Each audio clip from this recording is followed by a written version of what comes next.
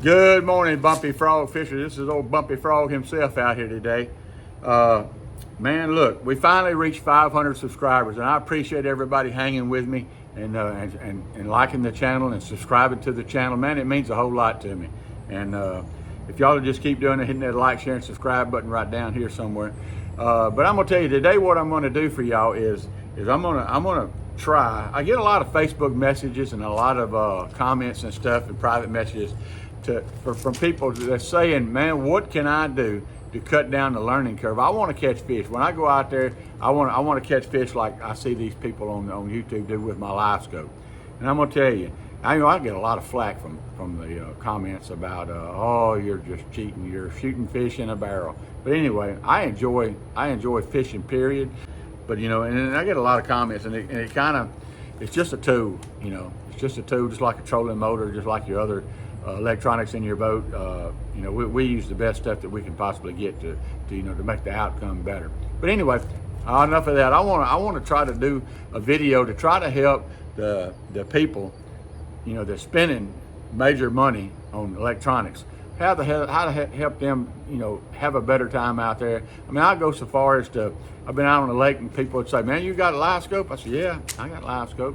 Well, man, look, I had this thing for a year and I just can't do nothing with it. I've even gone so far as to park my boat tied up to a tree, get in their boat, go over there and try to set their stuff up to help them. Because I'm gonna tell you, it's nothing more heartbreaking and disappointing into spending, $2,000, $3,000, $5,000, $6,000 on some electronics and then, just not being able to use it. I mean, I know people that went out there, and a buddy of mine, I'm not gonna mention his name, he told a guy one time, he said, man, you might well bought a rocking chair or a recliner, you'd have gotten a lot more use out of it.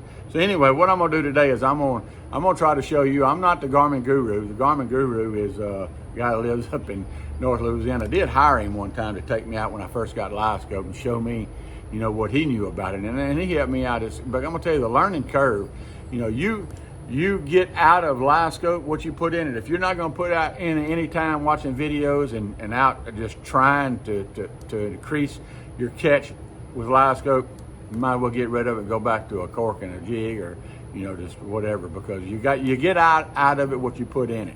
But anyway, I wanted to help some people out today, so I'm gonna try to go over some of the things that I know about it. Lord knows I'm not an expert at Livescope, but I do go out and catch fish with it on a regular, consistent basis. So I'm gonna try to help y'all out. Okay, guys, this is my mount that I built. This thing was built out of a bicycle rack that I got off of Amazon. It holds the transducer pole in here. It pivots here, it pivots here, and it pivots here. And it also scopes out up and down if I wanted to raise or lower my transducer. My transducer is mounted on a little piece of stuff that I built, and it also has a pointer on it. So whichever way my transducer is pointing, this little pointer right here is pointing the same way. It's just a door stopper that I epoxied some stuff in here, and I welded it to this little deal right here, so I can unscrew this right here, and I can adjust my pointer to make sure that it's pointed in the same direction as my transducer. This is a flexible extension it just pops out right here, and this goes in here, and it's epoxied in here. And this is my turning unit right here. You can see as I'm turning this right here, it only needs to turn this much to make sure that thing will go all the way around. But I can tell you, if you have this thing mounted on your trolling motor and you find your fish out there, and then all of a sudden the wind starts blowing and it moves you out of the cone that you can't see the fish anymore. Well, that's an issue right there with me, because you have to be able to see your jig and your fish at the whole time until he bites it. Okay, so if you have this thing on a trolling motor, it increases the difficulty probably 100 times. So anyway, if you have this thing, and when I'm moving, I set it out there at say 35, 40 feet, and I'm searching for crappie, and I'm telling you, I look like a destroyer with a radar blip, and I'm turning this thing just this fast right here, and I'm seeing it's doing this right here. And what I'm trying to do, I'm trying to find the fish that I want to catch. So I turn this thing just about that. When I see that fish, boop, boop, stop. Adjust it very little bit to get him in the cone, and then I try to keep this thing adjusted and I can use my trolling motor over on my foot pedal over there, and I can move the boat where I want to, and I can still do minute adjustments. And wherever I stop it at, it stops. So I can do minute adjustments to it, and I can make sure that my jig and my fish is in the same cone. And let me tell you something that I did wrong for a year or so. First thing, I always put my jig in the water and moved my boat to try to move the jig to the fish. I can't do that. You have to pitch out with your jig. I leave my jig out of the water until I find the fish that I want to target, and then I find him, put him in the middle of the cone, and then I pitch out to him. I pitch past him and drop it down. Excuse me. I drop it down to where that jig and that fish is at the same depth, and then I move it right past his head. And you have to, and I'm gonna put some little demonstrators out here. What I'm gonna do is I'm gonna put out the cone in the yard right here and show you exactly where the way it needs to be. Okay, guys, this is the view that you're going to be that your transducer is going to be looking at. We're going to be looking out at about 45, 50 feet, and this is going to be the view that your transducer is going to be seeing. And when we talk about the cone, this is the cone, so I put out some visuals so that you can understand what actually the transducer is looking at. Okie dokie, here's the view. I got my Livescope right here, right down in the water, and that is my Livescope transducer down there. And if you look out in here, that's a 22-degree cone, and it's 45 feet out. I got a marker every 10 feet. So you got one here, one there, one there, one there. So I'm never going to pitch past, probably going to pitch past 20 feet. I'm gonna wait till I get up closer to him. But this is just get in your mind that this is the cone that transducer is shooting out the lake. Now the green line down the middle represents where you actually want that fish to be. And as you turn this transducer, this cone is going to move from here, it's going to move over to there, it's going to move over to here. But anything outside of the pink lines, your transducer's not going to see the fish, and it's not going to show up on your screen.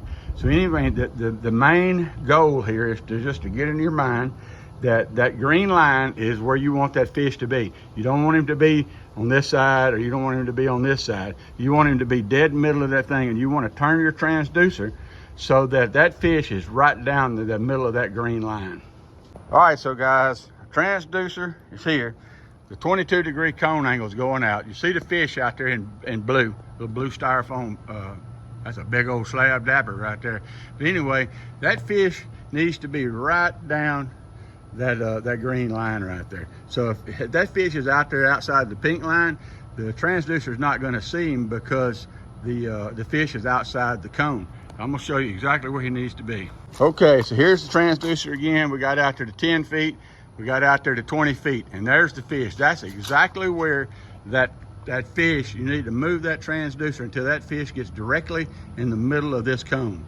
So let me tell you a little something else about the return that you're going to get. If that fish is swimming, you'll be able to tell whether he's swimming to the right or to the left. And if that fish is turned like this, and he's either coming toward you or going away from you, the return is not going to be as bright. Okay, so that's what you got to wait for him to turn. And when he turns to the side like that, man, he's gonna start glowing like a sign.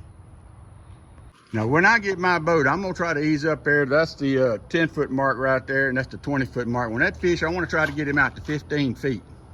When I get that fish out to 15 feet, I'm going to dial this transducer in. I'm gonna make sure that he is just as hot a return as I can get. That means that the fish is going to be really bright on the screen. And what I'm going to do, I'm going to come out here to about, let's see, that's 10, 20. I'm going to go out here to about 25 feet. And that's how far that fish away is from the boat. So I'm going to pitch past this fish, and I'm going to take that bait to about right here. And then I'm going to drop it, and I'm going to start easing it back to the fish until I can be right over the top of his head right here.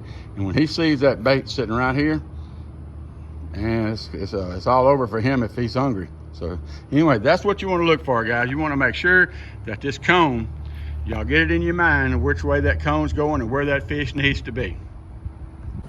All right, guys, I forgot to tell you one little part about this little deal. When you pitch that jig out to that fish, and you got that fish in the middle of that cone, and he's glowing red hot. I mean, you can tell that that's the one I want to catch, and he's glowing. When I mean glowing, I mean he is just a real bright spot on that screen. If that crappie jig that you pitch out there, if it's not glowing just as bright as that fish is, well, you're not close enough to him. You might be a foot or 2 foot one way or the other. Now, will he come get it sometimes? Yes, he will. But most of the time, that jig needs to glow, and he needs to glow. When they both glowing, if you don't believe me, ask old Thomas Jackson. When I'm glowing and he's glowing, he in trouble, bro. Man, y'all ain't gonna believe this. When I was sitting here gonna do a demonstration for y'all, I was out there, got that billy bait, and look at that.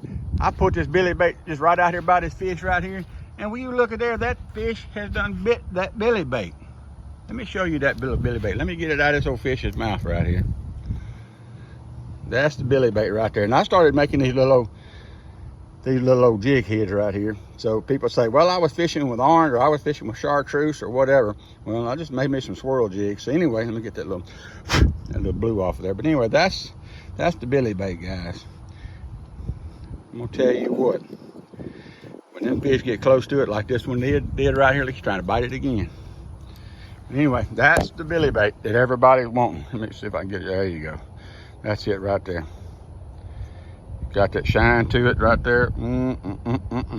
Get you some of that, buddy. All right, guys. Okay, guys, I hope this little demonstration kind of helped y'all out so that you can understand what the cone looks like, so that when you get out on the water, you can actually take this, what I'm showing you, and put it into action, so that that you'll know that, and you can see that cone right over my shoulder right here. That's the cone, bro. You want to be right out here in the middle of this cone where that green line is, so those fish, well, you have a better chance of putting that fish in your ice chest. Thank y'all. Don't forget to like, share, and subscribe, guys. I hope this answered some of your questions. Look, like I said, I'm not the guru, but I know how to put some fish in the live well. So y'all go out there and go fishing. Take somebody fishing. Take a kid fishing. Y'all have a good day. It's old Bumpy Frog signing out.